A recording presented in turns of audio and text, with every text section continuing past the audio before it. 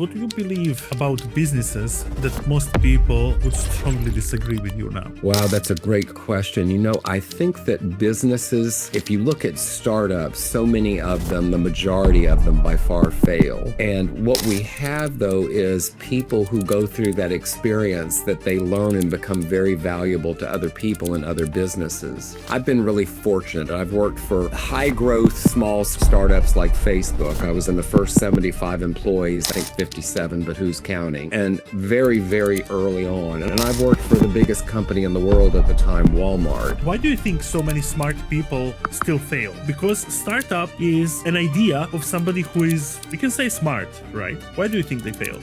I think that it depends on how we define fail. I think failure is an individual concept because a business may fail. That doesn't mean you failed. So I think the intention that you go in with of what you're trying to do and what you believe in. My next question to you is, what's the biggest illusion people are having right now, nowadays, leading the businesses, and how you see that? Yes, I think one of the biggest illusions that's actually real, but not how they're seeing it, most people, is that AI is going to kill everyone's job. AI is going to impact jobs. The difference is going to be people who are willing to learn it, have new skills, and be able to use their skills in different ways. Who you were before Tom LeNoble we all know today? What separates those ones who run the real businesses? What actually philanthropist is?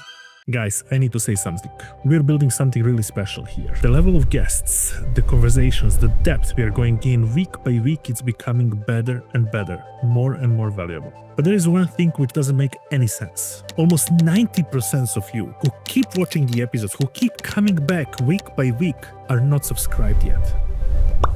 Which means one thing, you're not fully part of that journey. I get it. It's one click. It feels small. But for us, and myself personally, means everything. It tells the algorithm that we matter, it helps us reach bigger guests and create better and better podcast episodes, which at the end of the day are equally for myself like for yourself. They bring the value. So if there was ever a moment to support us, I please you to do it right now. Check if you're subscribed, and if you're not, it's completely free. It doesn't mean to you that much like it means to us. Just click the subscribe button, and by that way, you will help us grow bigger and bigger.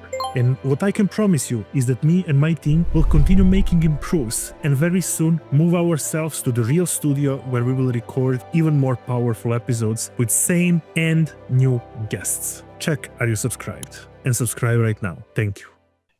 Tom LeNoble, thank you so much for coming today on my humble small show. I really appreciate you and your time. And before we even start, I want to ask you who you were before Tom LeNoble we all know today. Today it's very easy to Google you. We can find part of information. Some of them you told me, which I never knew actually by Googling you. But who were Tom behind that success and that fame? Well, Nick, it's great to be with you and your viewers today. I have a book out that's won 5 awards, been on a billboard in Times Square that I'm so proud of, that is a memoir that crosses over into self-help that shares some of these things with you. But I actually grew up in a shack.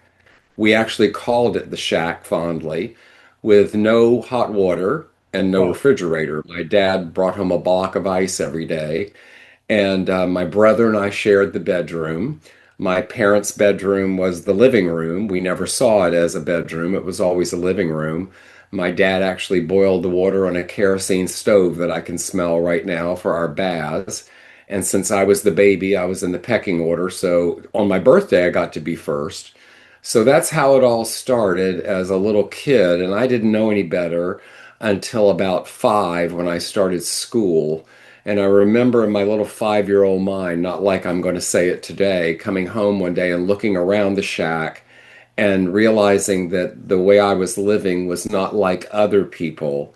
And I also knew there was something about it that was not going to be how I lived my life. Again, in my little 5-year-old mind, I knew there was something different out there for me.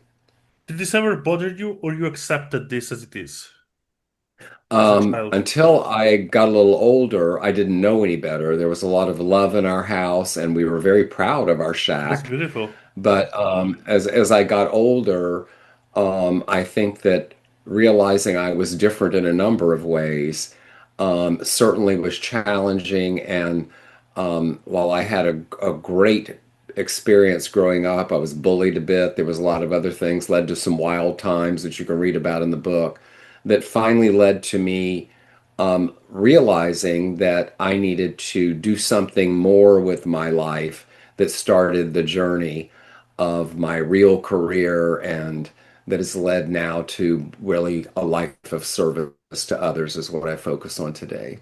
Whenever you come to the salesperson will tell you, I know how to help you. We are having perfect solution for you. But in fact, you have a great product, you have a great offer, you know that you can help so many people, but you're still inconsistent. Why it's like that? Because you misunderstand two basic principles. And let me tell you something, it's not economy, it's not war, it's not current president or political situation, none of that. Because simply you and money were always on the same planet Earth. You never left the planet, and most likely money never did it, right? The only two ways are the reason why it's like that. Number one thing, which can be the reason, is that you don't know the right way of presenting your offer. Number two can be that you don't know the proper way to whom to present it, which boils down to you don't know to whom to sell, or you don't know the right way to speak to the people to whom to sell.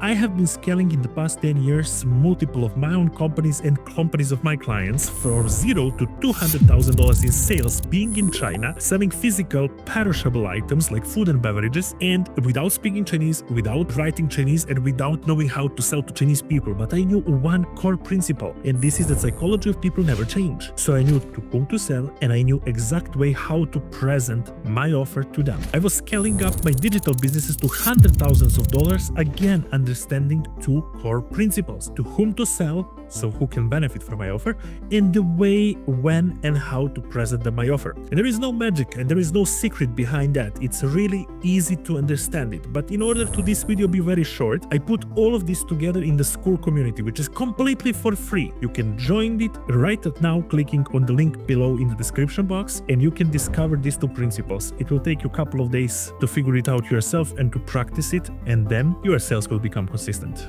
Until then, see you in the school community. Bye for now. You're definitely doing that, and this is very beautiful to see.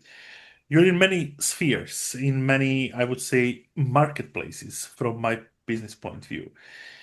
My question to you is, what do you believe about businesses that most people would strongly disagree with you now? Wow, that's a great question. I think that businesses, um, if you look at startups, so many of them, the majority of them by far fail. And what we have, though, is people who go through that experience that they learn and become very valuable to other people and other businesses. I've been really fortunate. I've worked for high growth small startups like Facebook. I was in the first 75 employees, I think 57, but who's counting? And very, very early on. And I've worked for the biggest company in the world at the time, Walmart. And people will ask me, which was your favorite? Which one did you like most? Which one did you get most out of? And my answer is yes. And I think that's my thing that I would answer to you, is that to experience the full breadth of business, spend some time in different sizes of company. We often hear people say, I'm a startup person, or I don't want to start up because it's not stable enough. I want to be the one to tell you that all these different levels of company will teach you something very, very valuable, especially if you choose to ever have a business of your own one day, which many people do. We'll The other speak. thing that I was, yeah, go ahead. We'll speak about that later on, about Facebook, MCI, Walmart, and all those Okay, companies. And I would like to keep this for a little bit longer, but I would like okay. only to interrupt you at the very moment. Why do you think so many smart people still fail? Because startup is an idea of somebody who is, we can say, smart, right? Why do you think they fail? I think that it depends on how we define fail. I think failure is an individual Hmm, concept, because a business may fail. That doesn't mean you failed. I agree. If we look at AI right now, I want you to know that I saw the first fax machine. The first fax happened. It was from Washington, D.C. to Atlanta, and we all stood back and looked at it and thought it was magic. And then everybody thought it was going to take our jobs away. Yeah. Well, then I was there when we took people's paper away and put computers on their desk. Everybody thought we were going to lose their jobs. When email happened, and now all we want to do is get rid of email, and then then the internet, and we all thought we were going to go away, and now AI. If you watch what happened in those things, there was a plethora of companies that start that over time end up being either cannibalized, closing down, and there's some winners that take and go forward. Do you I want to say happen to that? believe Go ahead, go ahead, go ahead. I happen to believe there wasn't really failure there because what you as an individual learn becomes very useful if you Mhm. want it to as you go to the next thing or wherever you decide to move next. Do you want to say that they just change interest over the time and go with the next flow, which can help them grow? Some people do. I know that I've run HR departments in big companies, and there's a thing that we know happens. The people that start in the very early days are often not the people that stay there with you. There's certain tranches of levels of number of employees because if you're there in the early days, you just reach across the table and yell, "Hey, Nick, let's fix this." Well, once you get around 100 employees, people don't know your name. And now there's a process and a procedure. And once you get to about 300 employees, now there's departments, different buildings, even at times. And these different environments fit different people. Absolutely, and it shaped them. And for somebody like you, who are working with different organizations and on different scale, and you have been seeing people who trying to do the things, and you have been seeing people who do the real business. I want to ask you, what separates them? What separates those ones who run the real businesses? Yeah, I think, people who are entrepreneurs, I think they have a little different DNA than most people, right? In which way? They look at things that it's not about did I win or did I fail? It's what did I learn and how do I take it to do the next Hmm. thing? The entrepreneurs that I work with and that I see that are completely defeated had the wrong expectation going in. They had this expectation, they had an idea, and they were going to be the next, Microsoft or the next Apple Hmm. or the next Google. And just by the numbers of looking at how many of those are real from the number of companies happen, the chances of that happening are like the fact that each of us are going to become movie stars. So I think the intention that you go in with of what you're trying to do and what you believe in has a lot to do with it. And when things don't go and turn out like you did, is when something I like to talk about a lot, which is risk, resilience, and reinvention happens. You took a risk. How do you exercise the muscle of resilience to then reinvent yourself versus it defeating you? I love it. You're proving one thing, and this is the mindset in importance of leading a business. Tell me, in which moment it's happening that you realize that you're enough good to work with such a big companies? Oh, wow, that's a great one. We talk about the imposter syndrome, and everybody wants to reflect on it. There's so many books written about it. Here is what I've learned, Nick, about the imposter syndrome and fear. I believe they're both simply opportunities for growth. They are. I fully we agree with you. we get yeah. So I can remember back in my career of thinking that I was not good enough, smart enough, whatever it was. The great news about me is I have this huge level of curiosity. And I also, since a very little kid, when somebody told me something was impossible or I couldn't do something, this little voice crawls up my neck into my ear and says, "Watch this." It's happened for me in business. It's happened for me with my health. It's happened for me in all sorts of things. But I think it's been a trajectory in my life of how it's changed and molded as I have gained what I call the wisdom of life.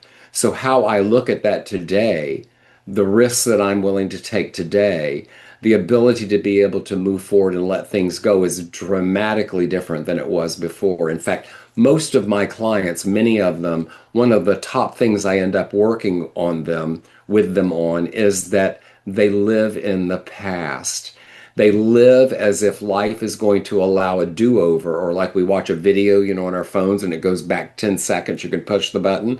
Life doesn't work that way. And unless you can learn something hanging out in the past, you're missing what's happening today. And Yeah. too far in the future, you're kind of getting out there, except for the things we have to do in life, make sure there's food for the kids, gas in the car, the lights are on, because you see, when you get too far in the future, you forget that we woke up today. Some people didn't. Oh, 100%. How it happened, collaboration with Facebook, and on which level? Was you ever thinking that this is big step for you, considering that Facebook at that moment wasn't big, or how you felt? Tell me more about that. Yeah. Well, it was a huge step. I was working at Palm running global service operations, traveling around the world. I had a corporate staff, I had a huge staff all around the world. And I happened to be, excuse me, at my desk one day and the phone rang. And it was a recruiter from this little company that I didn't know anything about called Facebook. Facebook was still in colleges. It hadn't launched yet. Unless you were a college student, you didn't even know what it was. And I remember that I thanked the recruiter, and hung up the phone. And a buddy of mine called me that I used to work with, who's a VC today, and said, I referred you to Facebook and you didn't talk to them. And I remember he asked me to call them, and I thought about it. This guy never really asked me to do something like that before, so I did. Long story short, and it is a great story you can read about in my book. I interviewed with Mark Zuckerberg when he was 19. Hmm. And I eventually went to Facebook and set up all their customer operations, a bunch of other things for them. I was in the first 75 employees, I think 57, but who's counting? And the reason that happened was because the product felt to me like there was something there, but I was intrigued with the generation's willingness to share information, very unlike my generation. Well, I want you to know I took one of the biggest risks I've ever taken. I gave up a cushy office looking at the bay and mountains here to go. And my first day there, I walked in, and as they escorted me to my desk, they had moved to a new building. It was a sea of desks and threes everywhere. And there was one office in the back corner that I could see, and they were walking me that way. And I was like, oh, I'm going to get that office. Nope, that's where the controller was. They put me outside the office. And as I sat there in this sea of desks with two people that reported to me, you should know everyone there was 20 and 21. I was 50, old enough to be their father. I remember leaning back in my chair asking myself the question, what have I done? Have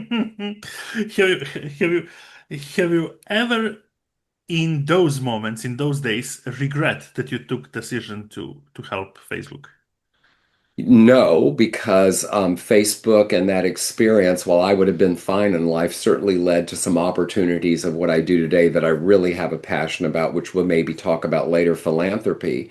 But I did have a few moments where I questioned. I remember on the second day, I asked the two people that I was sitting with, where are the phones?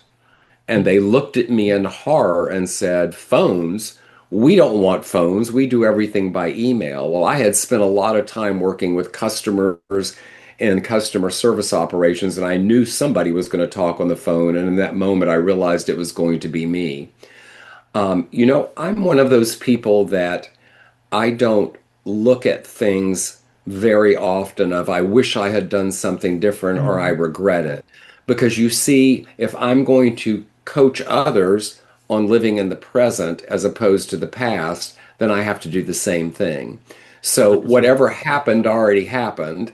I can learn from it, but I'm not going to go back to it. I've made that a policy. I've been offered by a number of people to come back where I've worked, and I don't do that. I like to move forward. So rather than look at it with regret, I try and look at it of what is the opportunity in front of me.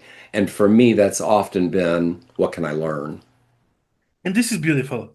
One of the things which I already see in you is that you never let your ego decide instead of you in the way like, come on, I can be daddy, everybody's here, and why I'm here. I shouldn't be here. I deserve something different. Something in you saw that idea. My question to you is, how long have you been together with Facebook? And how long it took you to you see the opportunity of Facebook is holding at that time? You know, I was there in very early days. I spent about 2.5 years there. And then I went off and I was the chief support officer of another startup that's now the backbone of the Geek Squad remote support. But I was there at a time of tremendous growth. I got to see the expansion out of colleges to the real world. I got to see the expansion into high schools. I was there for the news feed, which at the time was this huge. We had people picketing around the building. I built my own building. I had my own building for a while. I watched this huge expansion of taking over all of Palo Alto, California. Um, I got to experience and be part of things and direct access working with Mark. I was at early days on the very core of the leadership team and how Facebook was being built and what would happen with it, how we set policies. Because as you know, when you in the startup environment, very little of that is done. In fact, I have a book coming out later this year that's called My Life at Facebook, The Adult in the Room. And I'm going to tell the Facebook story through my eyes of those early years, being old enough to be everyone's father. And it's a beautiful one. We all should see that, and we all should understand that no any success happen overnight, especially looking at Mark Zuckerberg at his early age. And I'm pretty much sure, even though I never had a chance and opportunity to speak with him, but I'm pretty sure that he went through a lot of ups and downs to come to the place where he is today. Yeah. Uh, He has an extraordinary brain, Nick. I had this great experience when I left. I told Mark, I want to see you in 10 years. And he said to me, why would you want to see me? You're leaving. And I said, I just want to see what happened with you. I want to see what happened with Facebook. Well, I left, forgot all about it. And I was sitting at my desk one day, and a Facebook message popped up 10 years later that said, still want to have lunch. I looked at that Facebook message and realized that that was the fifth richest man in the world at time. And I asked myself, do you want to have lunch with the fifth richest man in the world? And you know what I said to myself? Heck yeah, I do. And 100%. and in that book coming up, you'll be able to read about what that experience was like, seeing Mark Zuckerberg 10 years later after he was a billionaire. We will keep that for the next time you will be on this show when the book come out. Now I want slowly to move to others. Facebook is not the only giant you have been working with. There are Walmart, MCI, for people who maybe today don't know who are they should go and check a little bit. They were quite famous maybe 10 to 15 years ago, probably one of the top leaders in the technology. And many others. I want to ask you how you felt changing positions and working for such giants. Was always It, curiosity or challenging or what was the main reason? Yeah, it's a great question. You know, I didn't realize it till later because I didn't identify myself as an entrepreneur. And just like I described philanthropy, my definition of entrepreneurship is very different than it was in the early days. But if I look back at where I worked, I was always there in the beginning in creating and building. When things get to a maintenance mode, let's just keep them the same and make sure they work well. I'm out of there. I like to be built. I like the dynamics of it. So I think that was the common thing of these companies I worked for as I was there in the early days. For your viewers, MCI was a long distance company that broke up all the Bell companies here in the United States to allow what we know as dial one access, which only AT&T could do at the time, and it allowed everyone to do it. I was there in the early days. Walmart.com, I was there in their early days when Walmart.com was not even as big as a supercenter in the United States, which today it's key to their whole business model and has been for many years. And it was fascinating working for that company because I spent a lot of time in Bentonville, Arkansas at headquarters because I was building customer service centers that were going to be owned, the employees were going to be part of Walmart, not Walmart.com. So I was there a lot. I got exposed to fascinating things. I'll tell you one that was amazing. I was sitting in a break room waiting to speak to the president of financial services in their building. I'm in a typical break room. There's two refrigerators, some snack machines, that kind of stuff. And this woman walks in and I say, "Hi, I'm Tom from Walmart.com. What's your name?" And she says, "Monica." And I said, "Monica, what do you do here?" And she says, "I monitor the refrigerators." So I looked around the break room and saw two refrigerators, and she started laughing and said, "I know what you're thinking. My job is that I monitor every refrigerator and freezer in every Walmart store. I know when there's a problem before they do." That's beautiful. Bam, That was right? for you eye-opening. Or I'm sitting in a meeting on Friday morning, the infamous meetings that they have, their Friday morning business meetings where all the divisionals come in and they present their numbers. And I hear them speaking about how many millions of dollars they sold that week in strawberries. My mind is thinking about the pint or the flat that I just bought for my house, and they're talking about millions and millions of dollars that they just made in revenue off strawberries. It's mind blowing the scale. I learned so much by working there. Now, most of the people would say, okay, wait a moment, what Tom actually did there. So, if you have to choose in three or four different levels, how would you explain to people who are listening and watching this episode what exactly you did and how you exactly helped them? Because that's very interesting for my next question. Yeah, what happened to me is I believe I shifted their view of customer service. When I went to Walmart.com, their model was they had outsourced service, and I was challenged to get rid of the outsourcer and bring it in-house because that was the Walmart way at the time. And after going to some dark stores and places that I hope to never visit again, I had a 2 a.m. brainstorm and said, "Wait a minute, I have three or 400 people, 500 at Holiday, that if I close this outsourced center, they're going to be without a job. And if I hire and open a new one, I have to train all those people. It's going to take forever to ramp up. And we have holiday coming." So I had this brain. I bought that center from the outsourcer, saved all those people's jobs. Well, in doing that, the visibility we got because we were state of the art got Walmart's attention. So I went to visit their call center that serviced Walmart customers, 1-800 Walmart. And things, if service like abandonment rate, they were accepting over half the calls that came in, they didn't answer them. I remember talking to the president at the time, Lee Scott, and he said to me, "How are things going for you here, Tom?" And I said, "Lee, you understand what you're doing in service. You're not answering over 50% of the calls. Do you know what that means?" And he laughed. He said, "Here's what we know. If they go in the store at the time, they're going to spend $47.28. If they go in unhappy, we're going to make them happy."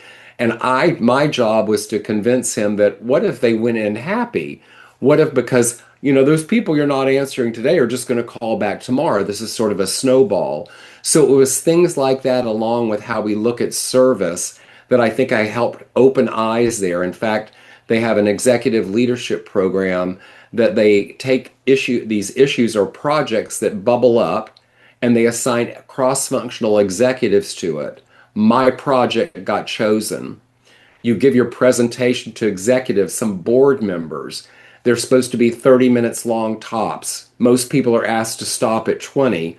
Ours went 45 minutes because the story was so compelling of all these multiple presences of customer service around the enterprise that were not efficient, were costing more money. And if there's anything that Walmart didn't like, probably today too, it's spending money you don't have to spend. And it's very beautiful. Why I ask you that is because I could guess myself very well, even before this podcast episode, that you was shifting people's beliefs, or let's say picturing their picture, which was illusion at that time. My next question to you is, what's the biggest illusion people are having right now, nowadays, leading the businesses, and how you see that? Yes, I think one of the biggest delusions that's actually real, but not how they're seeing it, most people, is that AI is going to kill everyone's job. Hmm. AI is going to impact jobs. The difference is going to be people who are willing to learn it, have new skills, and be able to use their skills in different ways. Over time, things are becoming, we see it all the time. I know a company just recently that laid off half of their people because they're an AI company. They're now using AI. They've challenged everybody in their individual job to do AI. So while we're going through a huge transition that we haven't even seen yet, we went through these transitions with the internet where everybody thought we were going to lose their job. We went through these with other things that I echoed earlier. I think what we've learned, and AI will do it, is we now have so much more information available to us that the question becomes, how do we use it? And I think the differentiators will be people that position themselves in positions of how do you use all this and how do you use it to build and grow even more. And then what I love is people that are already focused on the next big thing, which is huge, which is security as it relates to AI. That's very interesting. I will talk about that. But one thing I want just slowly to reflect back. You was somebody very highly ranked in the business world in the era of swapping land phones for mobile phones, in the era of swapping dial-up internet for the fast internet, even here and there internet coming in. You were somebody now present in the AI reshaping the world.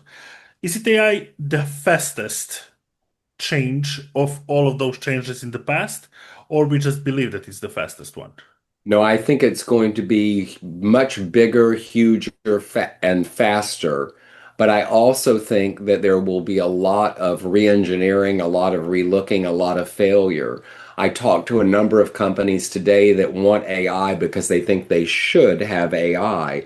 And what they do is they don't do it smartly. So they say, we have AI, I'm going to let go of all these people. And then the AI doesn't work the way you wanted it to. So now they're having to rip out the AI and put people back in because their purpose for having it was because I should have AI, as Mhm. opposed to the effective use of AI in my enterprise. How do I use it effectively? Is that the purpose we all have to have when it comes to AI? I think it's really strong to have it. I think there's also a new definition of leaders where how we use risk, how risk plays into what we do. Managers and above today are going to be required to do a few things. One of them is how they have a relationship with risk. The other is going to be how they become more of coaches to people versus traditional management, traditional levels of a hierarchy of how we work collaboratively. A lot of this stuff is going to be forced by AI. It's been coming for a while anyway, but it's going to happen faster. So there's so much going on. And on my podcast, I get to interview a lot of CEOs and founders, and about 85% of them are doing AI. And it's fascinating, from the medical field to psychology. Something simple as pulling a permit if you want to add a room on your house today is mind-boggling. Somebody's making that where one da da da da da, and you've got everything you need and ready to go. People that are taking the DocuSign thing that we do today, where you have to have all these people sign it, and streamlining that. These are things that are going to make us more efficient.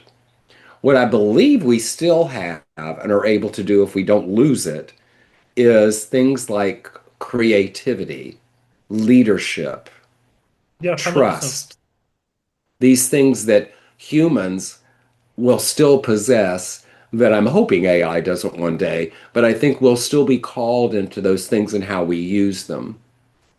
Absolutely. Do you think that AI is something like a brand itself as a word AI? What gives to people slightly next level of their already existing brand so that they can You put know, AI blah blah. yeah. I think some people, that's exactly the example I just gave, that think it's the trendy thing to be able to be successful. You have to be using AI, and some do it smartly, some don't. Here's what I think about AI. If I look out into the future, the AI we know today is not the AI we will end up with because it's going to iterate and change over time. If you think back when we did software, the big software companies, it became software that you then could put into your local computer. It became software that you could download from the web. It became software as a service. There's going to be iterations of AI and what it turns into be over time. So just like we saw with some of these other things, that's what's going to happen. You already are seeing it with search. The search we are so used to using will Yeah. be obsolete soon. Absolutely. I used to speak for years that Google traditional search moved into the YouTube how to, and then now even from YouTube it's escaping into the AI. And I can't remember when last time I pulled Google or YouTube.com and looked for something instead of asking directly ChatGPT. It's a good friend of mine. I'm having it Yeah. all the time with me, Yeah. and that's a Yeah. trend which is It's picking true. up. That's a trend which is picking up, making people convenient. And I absolutely agree with you that it's not about overtaking from people, it's about changing people's perspective on what they thought that it's a job, because jobs were definitely going to be changed. Um, See, you are somebody who is very well looking at the things from above, assuming the situation. Uh, are we ready for AI? As a humanity and as a business owners, leaders in global? How do you see that point? I see it from a very different perspective than are we ready? It is here. It is happening, ready or not. Hmm. I think what we need to be thinking of is instead of I'm going to bury my head in the sand and not deal with it, not work on it, to the other extreme of I want to be on the cutting edge of it. These are the same way things have happened before. I remember people when the internet launched. I'm not going to have a website. Businesses, I refuse to do it. I'm not going to change from my storefront. Look what happened. I Yeah. think that's going to be the differentiator is when we're willing to embrace it and move forward with it, because I don't think we're going to stop AI. I think that's like saying we're going to stop the evolution that happened with the automobile or and how we build homes.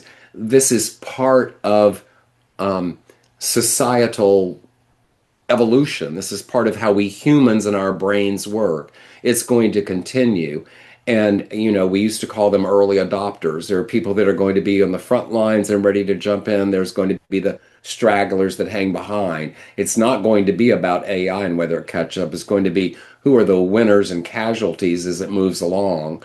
AI is one of those things that I think people are dabbling in it, more and more people. I know personally, I like to use it for research and queries and sometimes editing.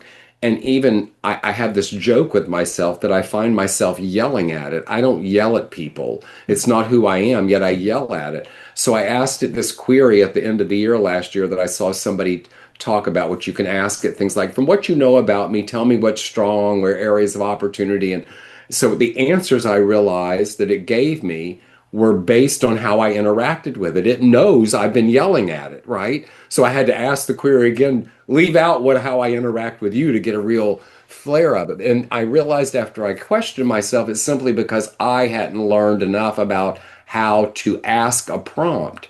It's a specific way. But what it taught me was there's so many times I say to it, humans are better than you Mm. because it can't do the same thing that I can do talking to you right now. It needs a prompt. It needs something that tells it, do this, you are this, A respond to hun- this how you are, or acting as this person.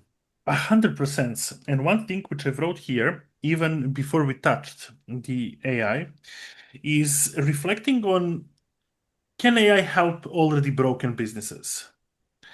And how do you see this? Do you see it as a leverage, or do you see it that it can just even worse, they destroy them? I think it depends on the broken business and why it's broken. Mm-hmm. There's much more to it than AI. There are broken businesses that were probably doomed when they started. There are other businesses that are being crippled because the costs today are so much for them that they've not taken the time to build in efficiencies to scale. There are people with their head in the sand. And then there's other businesses that are going to do great with AI. You can use AI in a restaurant to help you with order taking and streamlining the processing. The AI is not going to bring the food to the table. Maybe one day a 100%. robot will, but the AI is not going to. So I think it depends on the business and why it's broken, and also the mindset of the person that's owner or running it, of where they're willing to take it. And then you have to have how much money do you, how much runway do you have? So it's more complex, I believe, than it's just a broken business. Do you see it as a good leverage in the businesses? I think it is a great level leverage for industries versus specific businesses. I think there are Mm-hmm. industries that will be able to use AI in a different way that will take them to a new level. A perfect one Interesting. that I can give you right now is launching this book. Finding out how many book sales you have is insane. They're in four disparate systems. I'm begging an entrepreneur to disrupt the whole thing and fix it. If I could code, I'd do it myself. Because those kinds of things is where AI will swoop in and bam, it will be totally different than it is today. Beautiful, beautifully explained. I cannot say that I disagree with you. I fully agree. But one thing which I want to ask you, and I ask probably two more people who were guests on this podcast, and this question it's probably even a little bit selfish because I'm asking it only for myself. How you, as somebody who worked with so many high businesses, high startups, startups which turn into the number five, six companies in the world, in top number five, six. How do you identify leverage? From which point? How do you see it? How do you know that, okay, that's the leverage? This is where I want to focus, and this is from where I can upstream the business. How do I do it personally? Yes, exactly. Yeah. I think that what I look back on this career that I had, which my career today is very different than what I was doing back then, but I look back on it, I was always willing to step into something new that was uncertain. I Mm, was willing to learn and take a risk. And I was willing to do what I have to share with so many of my clients, which is remember my evidence. People today, when they get into something that's huge challenge, whether it's an executive or an individual contributor, is we get paralyzed with fear or something new, and we forget what we've been through before and that we survived it. So for me, when I'm using some of this stuff, my leverage is to look back at what I've done before and know that I will survive it. I think sometimes we look at things and we box ourselves in that it's too risky, that it's too unknown, we don't know what it is. And I think that we forget that life is that way. There are people that aren't walking around today because something happened to them yesterday. So I have approached it of knowing that wherever I'm going, that there's a risk to it, but look at the excitement of what you can do if you're willing to embrace it and flow with it. People come 100%. to me when they are looking at changes in their job, and I share this quadrant with them. And what it is I reflect on my career that there were times where I thought the grass was greener on the other side. Mhm. People need to remember you still need to mow the grass. The grass is greener on the other side. And I went there and or it was brown. Or I could stay where I want, where I'm at, thinking that it's going to be the best thing that ever happened if I just stick with it. And it was, or it wasn't. There are certain unknowns in life, and when we think we're going to have something be certain, that's where we set ourselves up for not being able to be able to take risk and use resilience and reinvention. Because there's one thing for sure in life: anything is possible, just as nothing is certain.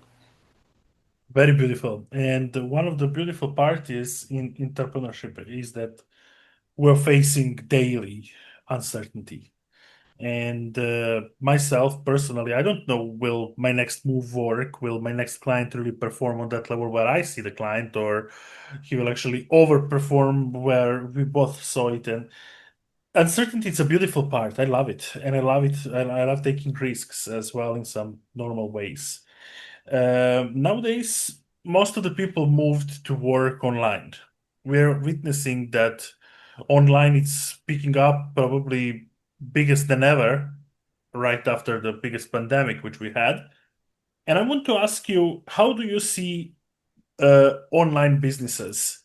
Do you see them as a trend, or you see them that they can last and that they have real legacy behind them and opportunity Yeah. for marvelous grow, like for big grow? I love this question. I have been fortunate to work with many, many generations. Actually, years ago, I used to do a keynote on it. And what I believe about new generations is a few things. One, I remember when I worked with all the millennials at Facebook, and everybody labeled them as lazy, and they wore weird clothes and shoes, and they all had tattoos. And Gen X's were labeled with their labels. Gen Z now is labeled with they don't want to come to work, blah, blah, blah, blah, blah. What I know to be true, because I've witnessed it, is two things. One, you're not going to stop new generations from coming in and becoming the workforce of the future. The other thing is the things that they're thinking of at those ages will become the societal shifts that we experience. So when I hear Gen Z talking today, the Zoomers talking about work life balance, we've been talking about that forever. They're going to require it. When I hear them Mhm. talk about remote work versus coming in the office, they look at it as if the job get done, why does it matter? They will win. They will be the workforce of the future. When they finally bring mental health into focus, where we've swept it under the rug for years, it has become more of a focus. The point being that these things that happen, we look down and tell them how they should be, these new generations. Our job is to be models, be mentors, and be willing to maybe learn something from them because we were in those shoes once upon a time too as we were finding our way. I don't think online business is going away. I do think there's a need now for some people to revisit post COVID about the need for people to be face to face again and how they apply that. I know where I'm the CEO at the Academy for Coaching, all of our coursework over the years, 24-year-old academy, we train coaches around the world, was all done to face before COVID. We went totally online. What I'm seeing today is the desire of people to interact and be with one another again. So how do we now shift? My point about all of this is there's nothing fixed, nothing is static. For people that think things are going to stay the same and that's where they want to stand, they'll be left Hmm. behind. When you say shift, what internal shift has biggest impact on your own success? I think the biggest shift for me is being willing to continue to try something new and knowing that I will be okay as long as I do my best and I give it my best, and that failure is can be perceived as losing or disaster. And again, failure is simply an opportunity to learn and grow. So many people tell me, "Oh, my life is like this. It's great." You know what this looks like to me? This looks like those hospital shows we look at where they got a flat line, right? There's no life going on. Life Absolutely. is a series like this. I believe this is an opportunity to grow and learn. We express it, and if we're smart, we know that cycle is going to happen again. Yeah, and you're definitely speaking based on the brilliant mindset you hold yourself, because one of the things which you just told me and which I want shortly to touch here and to even publicly give you my congratulations is that you have been informed, let's say like that you have a limited time to spend with us on this planet. And not once, and not big time. We're speaking about 6 months. They told you, Tom, you have 6 months to live. And you beat that, and not once, several times. What kept you? in the life where you're having a life-threatening battle to beat and as well to do all those business stuffs which you're doing and to keep going forward. Yeah. You know, Nick, during this whole career back then and now that I've told you about, I've had two life-threatening illnesses. One I was told was terminal. I've lived with metastatic cancer now for 14 years, and I think you can see I'm still here.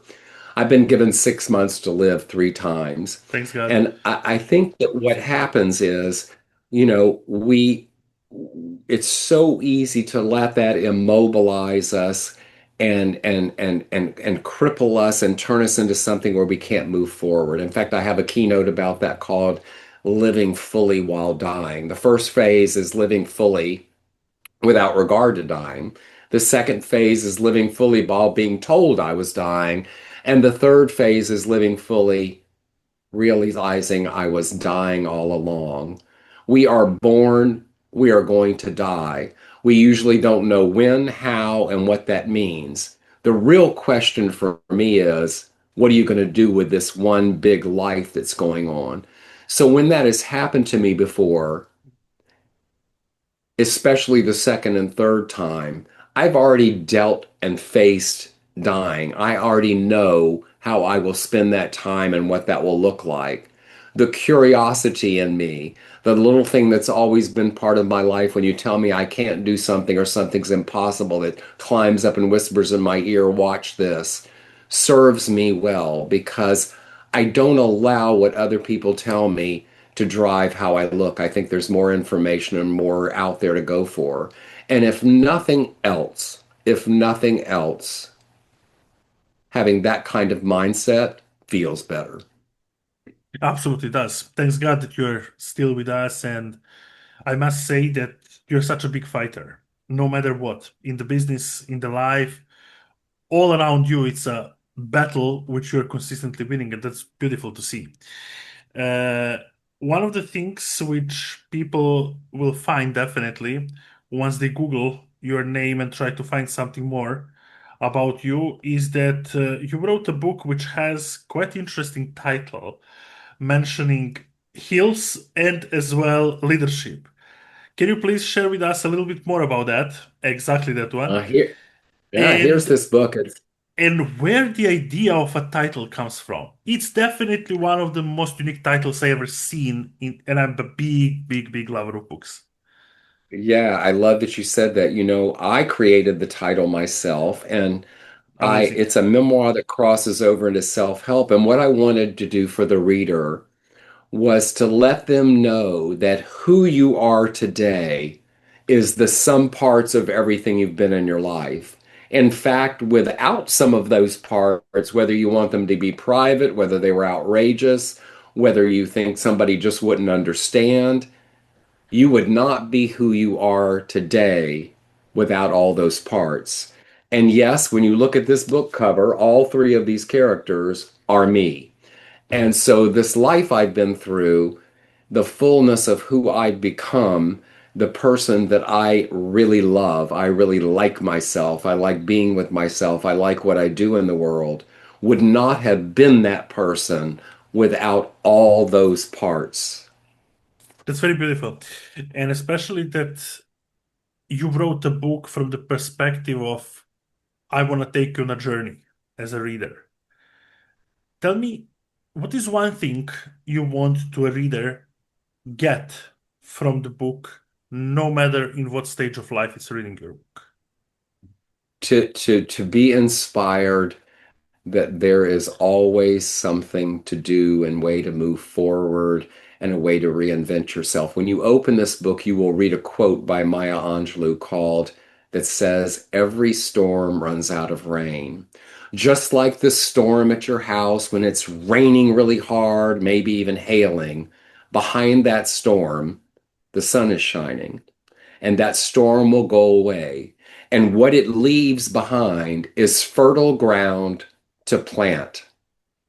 The storms of our life are going to run out of rain too. They're going to leave fertile ground and opportunity. My question for you is, what are you going to plant? Beautiful. I would say that you're somebody who really loves challenges and who enjoy living life. You definitely found your purpose in all of that.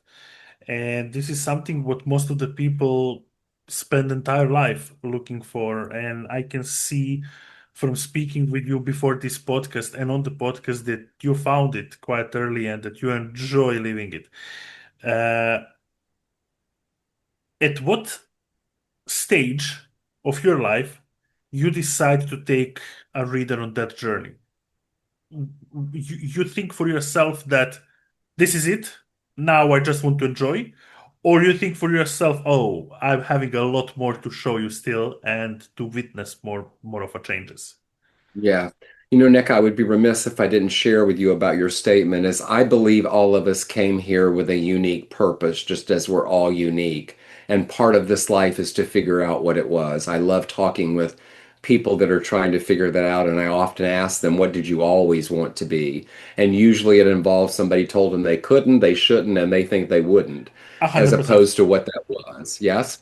So I think that, this journey has been really, really interesting of getting to the place that I'm at today. And um, I just think I've reflected on that already, that um,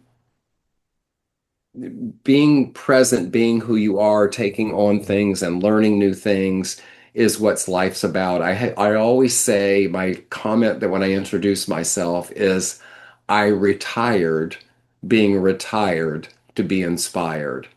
I had that great career. I fell in love, got married, traveled the world, but I knew I had more to give and more to share. And I get that some people are looking for the day that they can open up the lawn chair and sit out in their backyard and relax. I got more to do. Beautiful. And Tom, one thing is that I haven't had chance to speak with so many philanthropists, and you are one. You identify yourself as you are, and you truly are. And one thing you told me, even without me directly asking you, is the definition of philanthropist. So I would really like to share it with people, but to you frame it, what actually philanthropist is and what happened when Yes. people come to you and say, I would like to make money to be philanthropist. What's your answer to them? Yeah. Thank you, Nick, because everything I do is to support my philanthropy. I work with underserved communities, youth in the arts, youth first gen students, education, current women's issues, some other things that I'm passionate about. But I have people that come to me and they say, Tom, when I have money, I want to be a philanthropist. And it got me thinking, so I created a keynote and a workshop that is called the philanthropic mindset. I even write an article for a magazine every month about it. And to me, people think that philanthropy is about writing a check, going to a gala, or having your name on a building. That's not what philanthropy is about. You see, a hello, a smile, sitting with someone in need is a philanthropic gesture. There's all sorts of ways you can express your philanthropy or your philanthropic mindset. Here's the difference. When you have an expectation of something in return, if you give that smile and you expect it back, or the hello, or you're sitting with someone and now they owe you, that's not philanthropy because you have an expectation. You're not giving because you're Yeah. willing to give to others. You didn't It give is the yourself. biggest gift. It is the biggest gift in life to be of service to others. And the cliche that you get more than you ever put out, you get more in return than you gave. I want you to know it is a fact. But the difference is knowing that what philanthropy is not just about the name on the building, the writing the check, the gala. It's that smile that could shift someone's day that you never know about. It's that opportunity that you create for people that they may never know about. Just watch when you expect something in return. It's beautiful. That's really beautiful. You want to remind all of us that if we give something with expectation, we didn't give, we sell. And that's the key difference.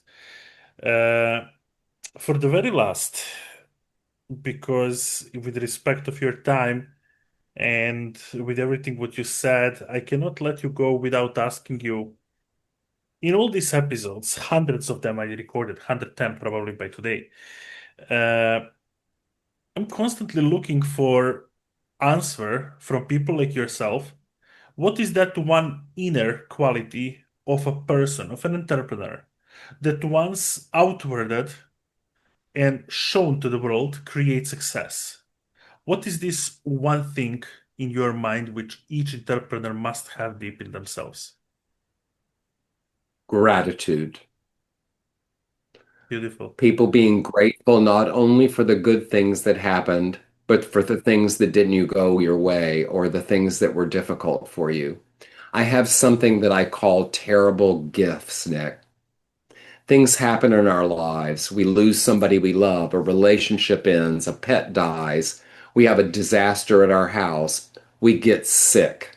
These are terrible events we don't wish on anyone. What I Mhm. know to be true, whether it's a month, a year, or 10 years, there's a gift from it. I call them terrible gifts. I want to give you a quick example. I know a woman who was a sports person at almost Olympiad level.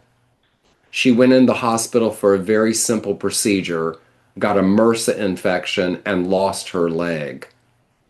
In a wheelchair with a walking stick and cane, she could have gone to very depths. She did. She never liked the walking stain or the cane. She thought they identified how she was when people saw it.